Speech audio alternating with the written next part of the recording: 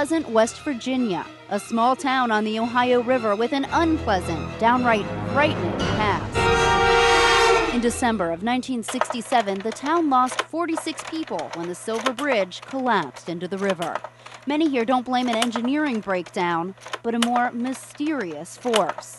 The legend of the Mothman. And when I turned and looked, there it was. Faye BOWEN claims she came face to face with the Mothman as she and her brother drove home from a movie. And this thing jumped on top of the car and squatted down and looked at me and him both right directly through the windshield. I mean, like this close, like that.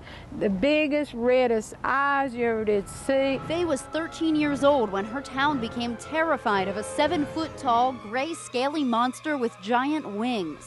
He'd swoop in, usually at night, when witnesses couldn't avoid his hypnotic red eyes. Terrifying. People who saw these eyes were terrified by them. John Keel came to Point Pleasant to investigate the mystery that would change his life. Richard Gere plays John in the movie The Mothman Prophecies, a reporter struggling to understand what was happening in this haunted town. The Mothman started making headlines in 1966. And for 13 months, the Pleasant Valley was gripped by terror. Then, most of the sightings stopped, the day of the worst disaster this town has ever known. Some in Point Pleasant believe that the Mothman was responsible for the fall of the Silver Bridge, but other people here believe that it was in this town to warn folks that the tragedy was coming. Well, the very time that their bridge fell, we would have been on it, because it was around 6 or something like that, and we would have been on, because that was the time we always went over the bridge to go to that store. So it had warned me to keep my family and me off that bridge. Faye believes she's alive because the Mothman warned her. There would be mysterious voices. Yeah, hello.